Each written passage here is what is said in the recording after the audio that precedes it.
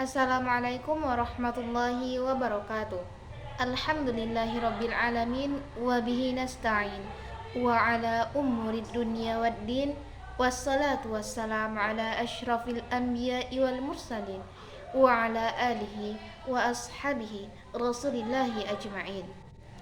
Salawat beriringkan salam tidak lupa pula kita hadiahkan kepada pucuk pimpinan umat Islam sedunia, yakninya Habibullah Mustafa Muhammad sallallahu alaihi wasallam.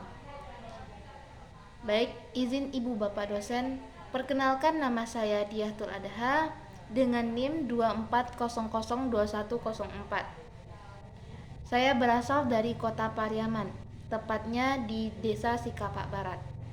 Baik, di sini saya akan membuat video presentasi mengenai materi yang telah Bapak dan Ibu share di e-learning. Materinya yaitu prinsip-prinsip komunikasi dan berbagai hambatan yang terjadi dalam proses komunikasi. Prinsip komunikasi. Prinsip komunikasi adalah aturan atau pedoman yang menjadi landasan dalam proses berkomunikasi yang efektif antara individu atau kelompok.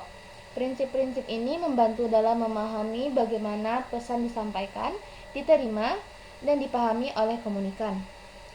Seperti yang telah Bapak jelaskan di dalam video tersebut, itu rasanya sudah cukup. Tetapi saya akan mencoba untuk menjelaskannya dengan bahasa saya sendiri. Yang pertama yaitu komunikasi dalam suatu proses simbolik. Arti kata simbolik adalah lambang. Jadi, menurut saya, komunikasi adalah suatu proses simbolik yang bisa saja dicontohkan dengan gerak tubuh, bahasa tubuh, ekspresi wajah, serta bunyi vokal. Contohnya, ketika kita ingin mengajak teman mengobrol, ternyata ekspresi wajahnya menggambarkan bahwasanya dia sedang tidak mau atau tidak ingin diajak untuk bercerita. Nah, ekspresi wajah itu yang dinamakan dengan komunikasi sebagai proses simbolik. Yang kedua yaitu komunikasi berlangsung dalam berbagai tingkat kesenjangan. Contohnya yaitu ketika seseorang yang terlahir di daerah Jawa merantau ke luar kota dan terbiasa menggunakan bahasa Indonesia dan dia ingin kembali lagi ke kota asalnya. Tetapi dia sudah sangat melupakan bahasa asalnya. Nah, ketidakpahaman atau ketidaktahuan arti dari bahasanya tersebutlah yang membuat kesenjangan komunikasi tersebut. Di dalam kesenjangan itu pun bisa terjadi miskomunikasi dikarenakan dia yang tidak mengerti atau tidak tahu arti dari bahasa yang telah diucapkan oleh rekannya tadi.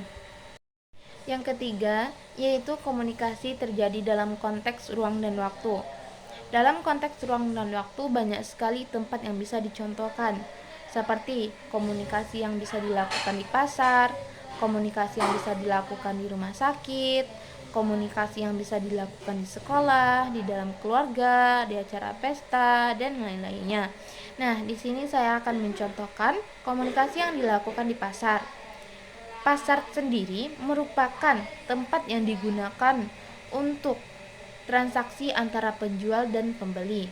Nah, ceritanya yaitu seorang perempuan berbelanja bahan masakan di pasar Pariaman pada Minggu pagi. Nah, pagi itu telah terlihat banyaknya keramaian yang memacetkan pasar tersebut. Nah, untuk komunikasi terjadi dalam konteks waktu dan ruang itu tuh terdapat di kata pasar. Seorang perempuan berbelanja bahan masakan di pasar Pariaman. Kata pasar Pariaman atau kata pasar itu termasuk konteks ruang, sedangkan kata minggu pagi termasuk konteks waktu. Nah, yang melakukan komunikasi tersebut yaitu pembeli dan penjual. Yang keempat yaitu komunikasi bersifat non-sekuensial. Proses komunikasi bersifat sirkular dalam arti tersebut yaitu tidak berlangsung satu arah melainkan dua arah. Dua arah tersebut melibatkan respon komunikasi orang yang menerima informasi tersebut. Jadi harus ada umpan balik yang diterima oleh komunikator. Contohnya, jika kita ingin berkomunikasi, tidak mungkin kita berkomunikasi dengan dinding, dengan lemari. Itu tidak akan memberikan respon atau umpan balik, atau dinding tersebut juga tidak akan menerima informasi yang kita berikan karena mereka adalah benda mati. Nah, di sini kita harus berkomunikasi dengan dua arah. Contohnya antara satu orang dengan dua orang dengan satu orang, sekelompok orang dengan sekelompok yang lainnya. Selanjutnya, penghambat komunikasi. Secara garis besar, ada 3 jenis penghambat dalam berkomunikasi efektif, yaitu hambatan fisik, semantik, dan psikologis. Yang pertama yaitu hambatan fisik. Hambatan fisik bisa saja disebabkan oleh kondisi fisik lingkungan. Contohnya yaitu gangguan sinyal, cuaca, kesehatan, dan alat komunikasi. Jika itu terganggu, maka komunikasi tidak akan berlangsung dengan lancar. Yang kedua yaitu hambatan semantik. Hambatan semantik adalah hambatan dalam penggunaan kata yang disampaikan.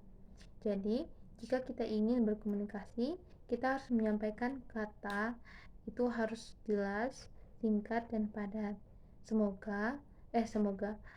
Supaya komunikan itu bisa memahami dengan baik dan benar. Nah, yang selanjutnya yaitu hambatan psikologis. Dalam komunikasi, biasanya kita dihadapkan dengan hambatan psikologis. Contohnya, perbedaan nilai, harapan, keyakinan, dan sudut pandangnya masing-masing. Dan yang terakhir yaitu prasangka. Sikap curiga dapat menyulitkan komunikator saat menyampaikan dan mempengaruhi komunikan. Prasangka yang negatif mengakibatkan komunikan berpikir tidak rasional. Nah, untuk itu kita sebagai komunikan atau sebagai penerima informasi jangan pernah seuzon atau berprasangka buruk terlebih dahulu sebelum orang tersebut menyampaikan informasinya. Nah, kesimpulannya yaitu jika kita melakukan komunikasi efektif, kita harus memperhatikan prinsip-prinsip yang ada serta gangguan atau hambatan-hambatan yang kemungkinan terjadi. Nah, saran dari saya, jika kita ingin melakukan komunikasi, itu tuh kita harus memperhatikan hambatan yang akan kemungkinan terjadi. Nah, jika kita telah tahu, maka kita harus mencari solusi bagaimana hambatan itu tidak akan terjadi dalam komunikasi yang kita laksanakan. Nah, jika kita ingin melakukan komunikasi, usahakan kita sebagai komunikator memberikan informasi yang jelas, singkat, dan padat, dan tidak bertele-tele sehingga komunikan paham dengan apa yang kita sampaikan, dan tidak akan ada gangguan jika kita memahami semua langkah-langkah step by step yang akan berhasilkan komunikasi. Terpenting itu komunikasi antara perusahaan atau organisasi. Jika sedikit saja ada kesalahan atau miskomunikasi, maka dampaknya akan sangat besar, bahkan sampai melibatkan perang, kata bapaknya. Nah, itu juga bisa terjadi. Jadi, untuk kita yang telah mempunyai jabatan atau untuk kita yang telah bekerja, itu kita harus harus memikirkan 1000 kali kata-kata yang keluar dari mulut kita. Kita harus merangkai kata demi kata yang akan keluar dari mulut kita untuk orang lain, agar orang lain tidak salah paham dan tidak akan ada yang namanya sakit hati dengan perkataan kita, karena setiap orang lain itu berbeda-beda cara pandang dan cara meresap perkataan yang diberikan oleh orang lain atau yang bisa disebut dengan komunikator. Baik, mungkin hanya itu yang dapat saya sampaikan atau dapat saya jelaskan. Terlebih dan terkurangnya saya mohon maaf. Saya pamit undur diri. Saya akhiri dengan wabillahi taufiq wal hidayah waridho wal inayah. Wassalamualaikum warahmatullahi wabarakatuh.